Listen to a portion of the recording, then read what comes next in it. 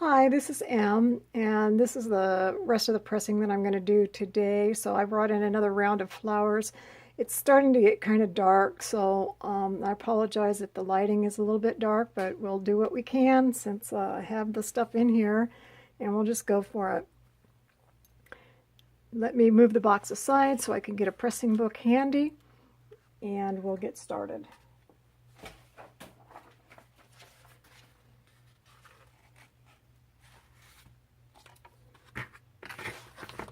Okay, so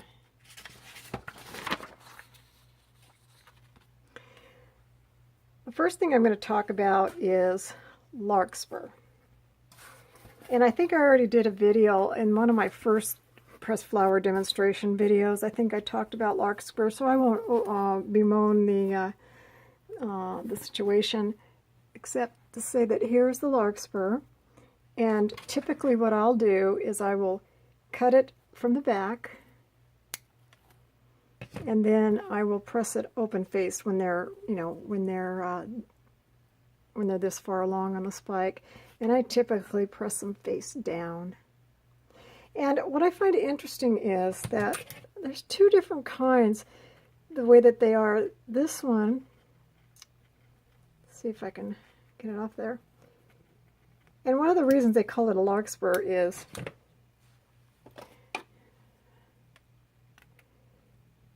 you see this this little thing here? That's called the spur, and that's where the name comes from, the Larkspur. And if you look at this one, well, that lighting really isn't the greatest. You can see where this part here is different than how this one is. And I don't know why, and I never know when I'm buying the seed what I'm going to get. I prefer these because they're easier to press and they lay open, whereas this one, they're more sparse. Maybe it's because this is single, kind of like a single row of petals around it, whereas this one is kind of more of a double. There's a couple different layers of petals. Maybe that's what makes the difference. And so I press them in open face. And then these I will put the spur so that it's facing this part of the book like that. And then as they go up the spike, and I won't always take the spike off this soon. I'll wait until these get a little bit more mature, but just to show you what the spike looks like, I went ahead and did it anyway. But a lot of times I'll press the spike and profile. I'll usually tease these open a little bit just because I find it a little bit more exciting if they show a little bit more color. I'll press them and open. Same with this. I'll tease that open a little bit. Press that in profile. So that's kind of what I do with Larkspur. And then you heard me talking about bachelor buttons, and I will take them out of the sheath because this is really hard, and then I will lay them on the paper like that in individual florets because I use them for small work. Now this is a Delphinium, and my Delphinium's already bloomed earlier in the season, and now I'm getting a little second run here. And this is the perennial version of the Larkspur, a member of the Larkspur family. And so I'm just going to take the stem off, and then looks like it wants to lay this way better, so I will figure out which way I think that the book should press down on it, and then I'll lay it down. This is bird's foot truffle, if I said that right, which I don't think I did. This is, here's the leaves, although they're getting a little bit wilty.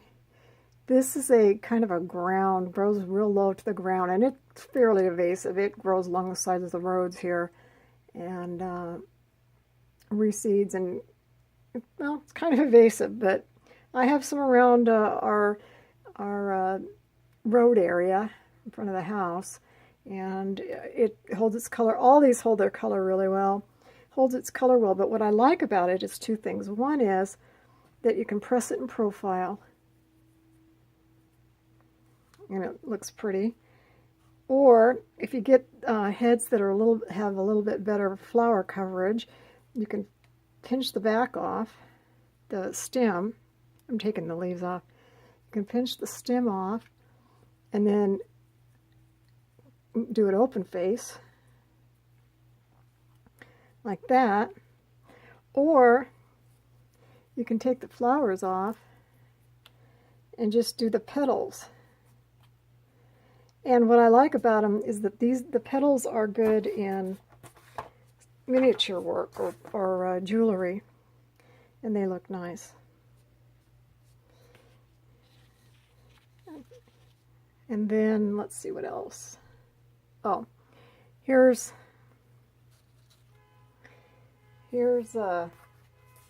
verbena, and the two colors that I showed you in the Peeking at Flowers earlier. And I'll either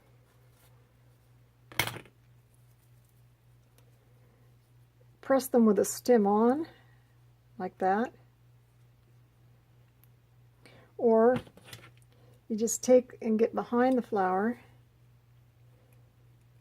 and then you snip right at the back. And I'll just go along and I'll just do a bunch of snipping. I'll snip a bunch of these off. And then I will lay them on the book. Sometimes I'll put them face down, and sometimes I'll put them face up. It just depends on which way it looks like they want to lay the easiest. And then here's a brachycomb. It's a kind of a pinkish color, and I'll just pinch the top off, smash it down a little bit. I'll just press that face down. Gives you a little daisy-like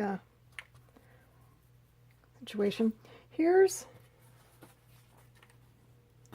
This is thyme. This is variegated. Oops, this is variegated thyme. Oh, it smells so good. And it's really done flowering now, but when it was in flower, this was a lot more volume and pink. But I just kind of want to give you an idea that, and this pressed really well. I wish I had gotten more of it because I waited until late in the season to experiment and went, oh, wow, that pressed pretty good. But by then they were starting to go away. But these look good pressed. Now, that's a variegated thyme. I've got just the regular green thyme. So don't overlook your herbs. I just wanted to show you the spikes for that. And then, so we talked about verbena. Okay, move this out of the way. We'll get on to some of the more specialty ones, which is the fuchsia.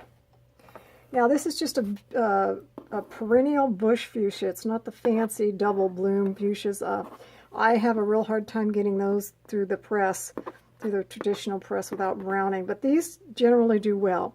Sometimes when I press them right along in here, this bulky part, sometimes will turn brown. Although this year I've gotten them through the press and I haven't had any of them turn brown. So I don't know if it's just the humidity or the weather from year to year. So if you don't get results that you like one time, certainly try it again, because they are worth it when you can get it through, when you can get them through, and they hold their color for a long time. Which is, interestingly enough, if they do brown, it's just this little area right in here, whereas these little guys excuse me, Whereas these, I'm making a mark in the blossom with the tweezers, so don't do that. But anyway, but these guys don't brown. They always seem to make it through.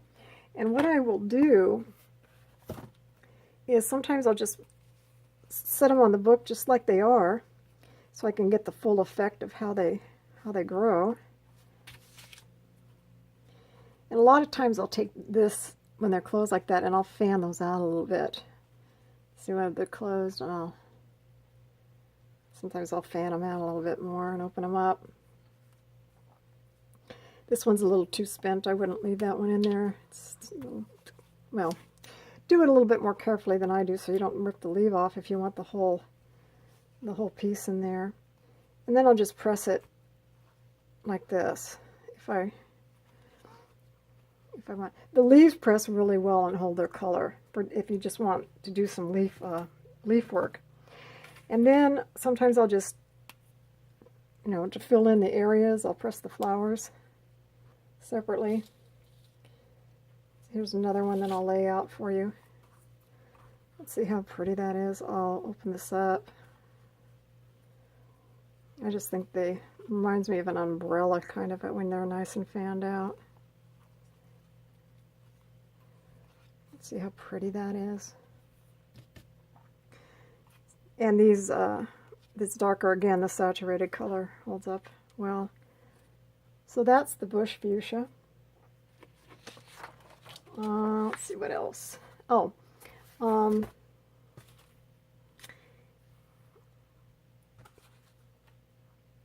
Queen Anne's lace. And usually what I'll do is just cut the stem off the back and press it face down on the book, and then put the other piece of paper over it. Or you can press them in profile like that.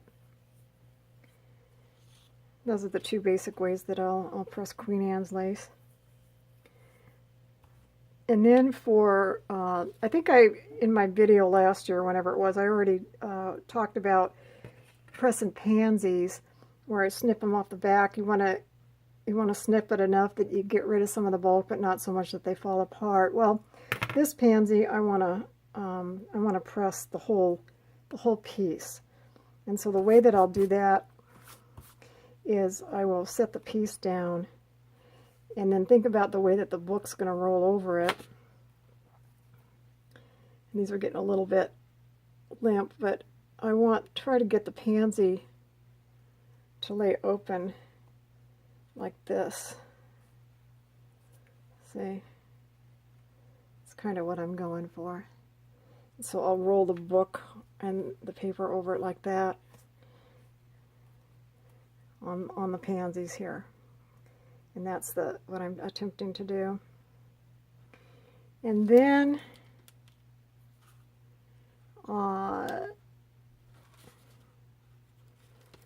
see, oh, here I brought in some more pansies. Yellow, purple,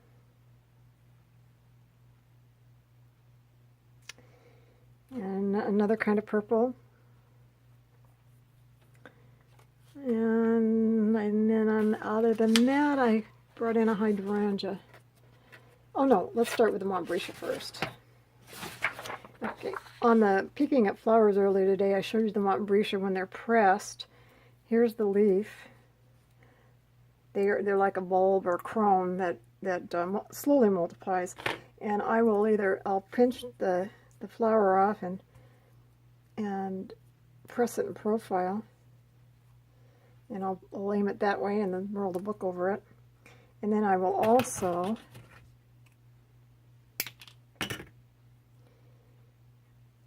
again, a lot of times I'll fan the flower. I'll fan a couple of these out, fan them out a little bit, and press those like that. So that's Montbretia.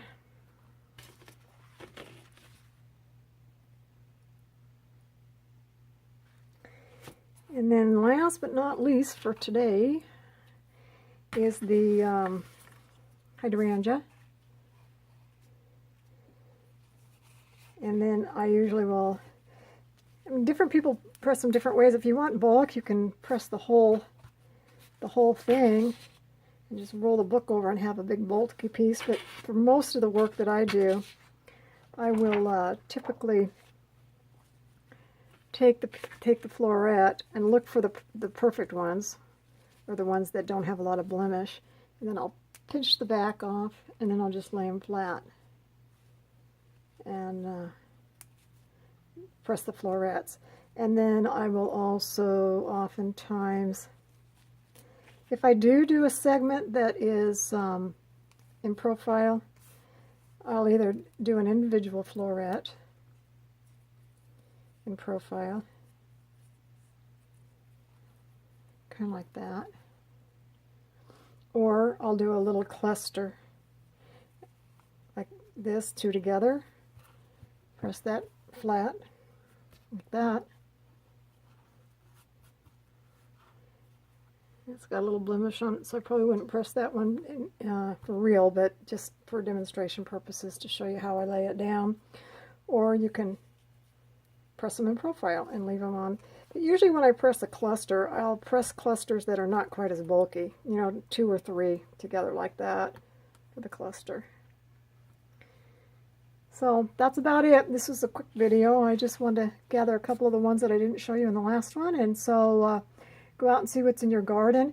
I do want to make a side note. I try to do these videos without sounding like an advertisement, but I do sell pressed flower packs on Etsy, and I will put a link when I get to editing these things in the video description in case somebody is not interested in pressing flowers or doesn't have access to flowers but likes the idea of maybe creating with them and wants to see about purchasing some flowers. And there's a lot of places that you can get pressed flowers from, but just to let you know that I do it. I do sell them. And here's a page that it's a little jumbled up right now, but here's a page that I'm working on. And again, like I say, it's a little jumbled up, but I was starting to assemble some flowers. And I sell just flowers assortments, just leaf assortments, and this one's going to be a flower and leaf assortment. This is, what is this? This is 9.5 by 6.5. And then I have a smaller one that's 5 by 8. And then I think I'll probably do some individual flowers, maybe like all verbena or all lobelia or something like that, now that I'm getting a little more stocked up. So if that's of interest to you and you want to check it out, then when I put the link up, you can maybe go see what I have. Okay, that's it for now. Thanks for hanging with me, and you have a great evening.